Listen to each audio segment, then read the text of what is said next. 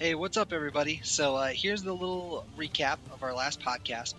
So this is the first of my recap vids, and basically we're just going to go over the podcast. I know that they can be kind of long, so I just wanted to hit the main points that we hit in the podcast. If for whatever reason, you don't have a chance to listen to the whole thing because they can be kind of lengthy. So my guests were Heaton and Partisan, and we did talk for quite a while, over an hour. And the character discussion was roughly an hour. But I understand that whenever people listen to the podcast, they usually listen to it in the background. I said in the past that I was going to have some video of me kind of dorking around practice mode while we talk, but I figure since most people listen to it in the background anyway, that wouldn't really do very good. So this is just going to be a quick recap of the things that we talked about. And hopefully, this gives you some place to start. Obviously, I highly recommend listening to the podcast because we're going to go into detail, and you're going to get some subtleties there and some little tips and tricks from those guys because, they're going to be the experts. And unfortunately, if you're doing a recap, you can't talk about everything that you did in the full version. So with that, let's just jump right into this. So we're doing Siegfried, and let's start with his strengths. He's one of the best spacing characters, if not the best spacing character in the game. As Heaton put it, he's the god of mid-range. So he has stuff like instant AGA. Now, I'm really bad at doing it, but luckily they do have it in the move list, so you can take a look at it here. So he does a little spark in the shine with it. It is better than regular AGA. Gives you more damage, better on block, but it's just absolutely a step killer. It has good range, as you saw there. He has a huge sword, obviously, so his range is going to be really good. Let's see, B6, really good mid poke, good range on that. 2-2 A slide K. There's his regular A, and then if you do 2-2 K slide A, you'll see notice a little wind. Wow. And then you notice I can go into Chief Hold off of that as well. Why I was having such trouble. But anyway, so 2-2 slide A. So and you can go into Chief Hold, and Chief Hold, has a Chief Hold B. You can do the quick K if you want to do that, and then of course you have the Chief Hold K Brave Edge, which on hit, oops. There we go. That leads to a juggle if you manage to hit it, and it has a really good block stun. If your opponent isn't just guarding stuff, so something to keep in mind. Also 6-6B, it's been in the game forever. 6B, both of those have great range. The 6-6B is technically punishable, but a lot of characters have problems because of the pushback and the range on it. It has sidestep built into it, so something to keep in mind. And with the rare exceptions, you're not going to get punished for it a whole lot. Alpha and Omega are two of the exceptions, but even Alpha at tip range has a lot of trouble punishing that. So just kind of keep that in mind. If you find yourself in close range, 6A, really good, really quick. 4B, 6B, 4B, and on counter hit that leads to a free 3B. So quick mid, and then you get some extra damage there. 6-6K, safe, obviously on counter hit knocks down there. It does have the Brave Edge version, which you can hold to go into Chief Hold. And it just mentioned the moves out of Chief Hold. 3K, because of the fear of the second hit, 3K is a really, really, really good mid poke, so keep that in mind, and you can just kind of mess with them. And if people start to get antsy, you can finish it. 1K, great low poke, something to keep in mind, the full crouch K, which is essentially the same thing, actually does not track, whereas the 1K does, so just kind of keep that in the back of your mind. But in addition to spacing, I mean, he's a really heavy Yomi character. He lives and dies by his 50-50 mix-ups and how well you're reading your opponent. So if you're able to get that, and you're going to get some big damage if you're able to hit these 50-50 mix-ups, and you can keep them out, and when they start to come in or do anything, you're counter hitting them. That's gonna lead to a victory. That's how he is. So he's a very simple character, but with that being said, you have to have those basics down. You have to have good spacing. You have to have good defense. And if your Yomi is on par, your 50-50s, your mind games, you're going to do really, really well with it.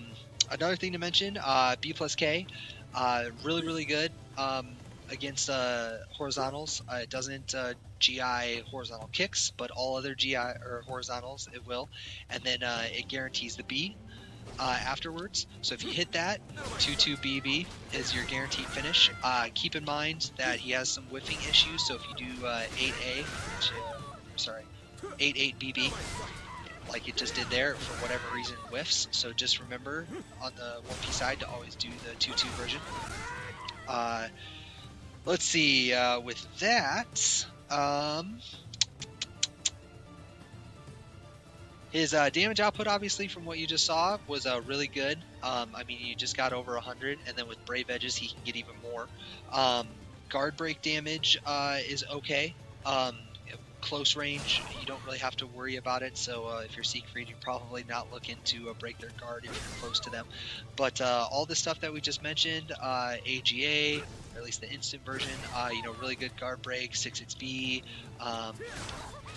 B4. Really, really good guard break on that. And you can mix up the timing. The faster you input it, the slower he does the move. Kind of counterintuitive, but something to keep in mind. So if you do it really slow, get it here. Like that was a lot quicker, but if you do it really fast, he slows it down a little bit. So you can mess with the timing on that for people who like to just guard a lot. Let's see. He also has a really good ring out game, which most people know. 6A, AGA. If you knock them up, anything that launches, he can get the knockout from that. 6K. He's got a ton of ring out options. Flapjack, as most people know, that rings out. So you got to be careful if you're playing against Siegfried about doing that. But if you are the Siegfried player, as Heat mentioned, even AGA that has been known to just lock people down, and they're so scared to move if they're at the edge of the ring. So he has that pressure, that hardcore pressure. His weaknesses, along with that pressure, keep in mind that he is very unsafe on block, and just guard just absolutely kills him, because with stuff like B4, it's intended to be blocked or to nail it. So his recovery on moves like that is really slow. So if you just guard it, it's going to eliminate that recovery, and they're just going to take advantage of that. But even if we're talking about punishers, Pyrrha has the best punisher with a stab, and if you look at all of his moves, 3A is stabbable, 1A is stabbable, 4A is stabbable, BB is stabbable, and as Heaton put it, basically you're going to get launched at worst, and you're going to get stabbed in best case scenario. So you have to just kind of keep in mind that he's very, very much about Yomi and spacing, and he's not the best on block. So we talked about close range a little bit. Keep in mind that it gets locked down by faster characters at close range. He has no real good way of keeping people out, and it essentially comes down to him having to make one really big guess to get them out. Usually involves something like ducking a high and then punishing.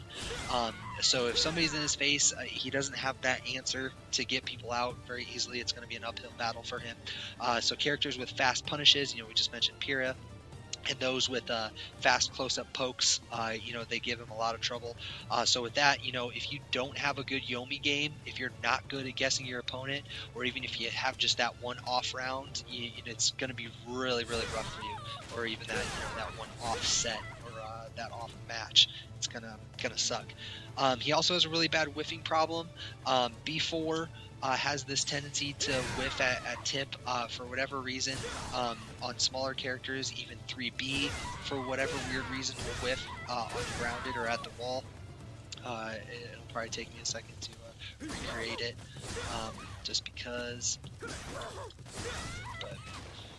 I'll be able to recreate that. But let's see, 2KK, there's only one specific instance where that will hit, so you gotta kind of keep that in mind. 66A, and he's just got all these moves that have this whiffing problem, so you really, really, really, really gotta practice your spacing and know where things will hit and where they won't. So that's pretty much it. The overall consensus seems to be that he's 5'5". He splits a 10-set match with most characters. He doesn't really have a whole lot of bad matches. There's an occasional 6'4" that swings both ways, either for him or against him. But Omega Pyrrha is really the only character that he has a really, really hard time against. And it's very, very heavily in her favor. So with that, that's all there is. So hopefully that gives you a good starting point. Again, hit the forums, listen to the podcast. There's going to be a lot more information in there for you, and hopefully this helped out. But again, just Cliff Notes version. So pick him up, start practicing, and best of luck.